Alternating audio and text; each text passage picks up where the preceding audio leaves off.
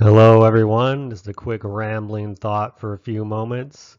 We're just listening the other day to The Who. They come on quite a bit on the radio, and a lot of songs get played, either the couple hits from Face Dances or It's Hard. And I was thinking of Kenny Jones coming into The Who to replace Keith Moon. And we all know that Keith Moon was, the iconic drummer of The Who had a very unique bombast style that could play very fast, a lot of fills, and just did things in a way that no other drummer would do, just the way he would play songs and where he would put fills and rhythms he would play and his own personality. He was just going to be impossible to replace. You just couldn't replace him. He was so unique.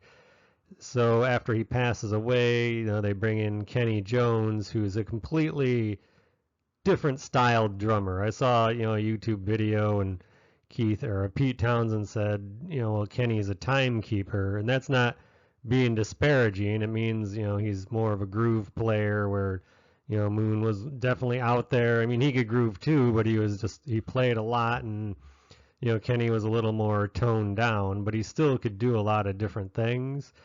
And, some of the iconic songs he played on these records that were the big hits, You Better, You Better, You Bet, or You Better, You Bet, and with the way the drums are going on there, with the toms in between the snare and different things that he did. And, Another Tricky Day was another cool groove. Then you go to It's Hard, and you think of songs like Eminence Front with his drumming on there. It's a solid groove, and when he does a drum fill with the toms, when he comes in at the beginning and then like after the choruses or the pre-chorus when he does just like the fill on the toms, it's not that out there bombast fill. It's just kind of that solid, and it just makes a big statement.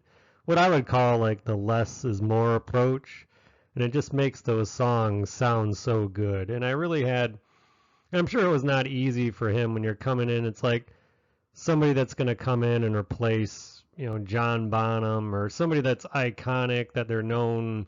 They've got millions of fans out there, and okay, you're going to replace this guy, and there'd probably be that temptation. Well, I'll just try to do everything he did and play all the songs exactly like he would, and try, but he didn't do that. He just kind of went in the other direction and just played like he would, be his own man, go in there and play these songs. And these records, Face Dances and It's Hard. I know he played on a few songs on Quadrophenia, I think, but these songs that he played on, or these albums rather, I think are really good Who albums. I know a lot of people, they prefer the original lineup, like, well, it's, with the Keith Moon, that's the Who they know and love, and I sort of get that because Moon and those guys together, they were definitely iconic and unique and legendary. But these two here are still pretty good. You still got, Townsend, writing, good songs, and Daltrey singing, and Entwistle's awesome bass playing still exists. Then you put Kenny Jones, and it just gives it a different flavor and just a different side of the Who that they're able to put out here. But I always thought he did a great job, and he's done a lot of other things throughout his drumming career. But he does a cool job here. I always dig his drumming on these records, and I wondered, did people actually prefer his style over Keith Moon's?